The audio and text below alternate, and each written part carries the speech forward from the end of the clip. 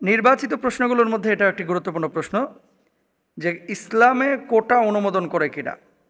দেখেন, যদি সরাসরি বলেন যে কোটা এই শব্দটা ইসলামে আছে কিনা কোরআন হাদিসের মধ্যে, তো কোটা তো আসলে ইসলাম শরিয়ায় এইভাবে ডিরেক্ট নাই। তবে সিস্টেমটার কথা, কর্মক্ষেত্রে প্রায়োরিটি কে পাবে, কাকে নিয়োগ দেওয়া হবে, কাকে চাকরি দেওয়া হবে, কাকে নির্বাচন করা হবে, এগুলো তো শরীয়তে আছে।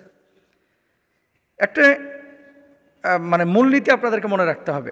ধরেন সাহাবী রিদওয়ানুল্লাহি আনহুম আজমাইন যখন একটা অঞ্চল জয় করেছে, জয় করার পরে এখানে যে গনিমতের মালগুলো অর্জিত হয়েছে সেই গনিমতের মালগুলো সাহাবীদের মধ্যে বন্টন করা হয়েছে। বাংলাদেশে স্বাধীনতা সার্বভৌমত্ব রক্ষার জন্য যারা যুদ্ধ করেছেন এই মানুষগুলোকে সরকার পুরস্কার স্বরূপ মুক্তিযোদ্ধা ভাতা দেয়, তাদের ছেলে মেয়েদেরকে ফ্যাসিলিটি দেয়। সরাসরি এটাকে হারাম বলার কোনো সুযোগ নাই, কারণ সার্বভৌমত্ব রক্ষার জন্য যারা নিজেদের জীবনকে বিতরণ করেছে, বিলিয়ে দিয়েছে, এ মানুষগুলোকে পুরস্কার স্বরূপ অন্য মানুষকে উৎসাহিত করার জন্য এটা রাষ্ট্রনায়ক করতে পারে। এখানে শরীয়তে কোনো ঝামেলা নাই।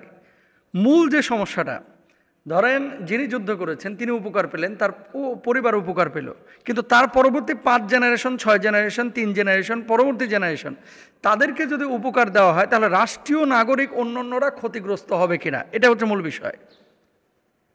এজন্য কেউ আন্দোলন করতেছে পক্ষে, কেউ আন্দোলন করতেছে বিপক্ষে, তাই না? যে নাতিপুতি এরা এই অধিকার পাবে কিনা।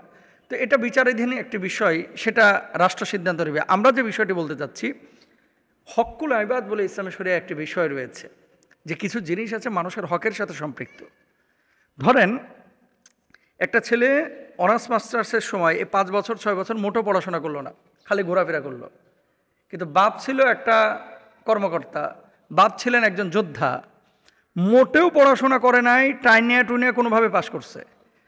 এখন সে পরীক্ষা দিল, টেনে টেনে সেখানেও পরীক্ষা পাশ করলো। আর আরেকজন যিনি মেধাবী, উনি ফার্স্ট বয়, উনি সেকেন্ড বয়, উনি দেখা যাচ্ছে 100-র মধ্যে 96 পাইছে, আর ওই যে টেনে টুনে যে পাশ করছে ও পাইছে 33।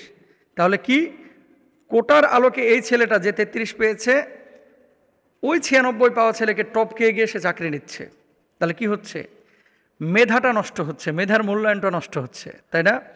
তো ক্ষেত্র বিশেষে এই সমস্ত জায়গা, যেই জায়গাগুলোতে অযোগ্য লোককে নিয়োগ দিলে রাষ্ট্র হুমকির মধ্যে পড়বে, দিন হুমকির মধ্যে পড়বে, পুরো সোসাইটি হুমকির মধ্যে পড়বে, এই সমস্ত জায়গাগুলোতে এগুলো বিবেচনা করা উচিত এবং ইসলাম এগুলোকে নিরুৎসাহিত করে, এটাকে অনুমোদন করে না। ইসলাম কি বলছে? যেই মানুষের যেই যোগ্যতা তাকে সে অনুপাতে মূল্যায়ন করতে বলা হয়েছে। ধরেন একজন কোরআন তেলাওয়াত একেবারে মিশরি কারীদের মতো পারে, সৌদি আরবের কারীদের মতো পারে, আর আরেকজন কোরআন তেলাওয়াত করে কিভাবে?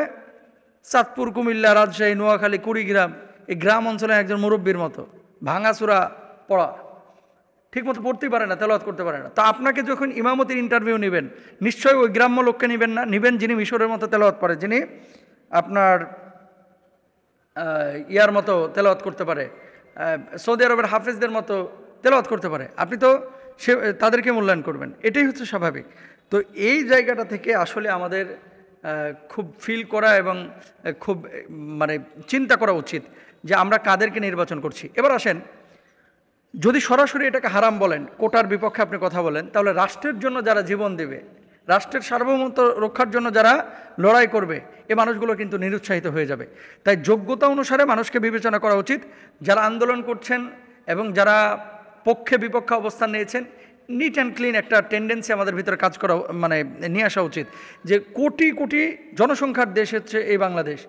আমি কোটার কারণে, হ্যাঁ, প্রতিবন্ধীকে আপনি যদি সুযোগ না দেন এই মানুষগুলো কিভাবে এগিয়ে যাবে? তো সেক্ষেত্রে তাদেরকে যোগ্য করে তোলা, যারা পড়াশোনা করছে না কিন্তু কোটার সুবিধা নিচ্ছে, তাদেরকে যোগ্য করে তোলার দায়িত্বও কিন্তু যারা নীতি নির্ধারক তাদেরকে যোগ্য করে তুলবে এবং তাদেরকে সেই কর্মের ব্যবস্থা করে দেবে। তো কোটাকে সরাসরি নেগলেক্ট করা এটা উচিত না। আবার কোটার মধ্যে থেকে পড়াশোনা বর্জন করে অযোগ্য হয়ে আপনার ফ্যাসিলিটি নেওয়া এটাও কিন্তু উচিত না, কারণ এখানে একটা হকুল ইবাদের বিষয় রয়েছে।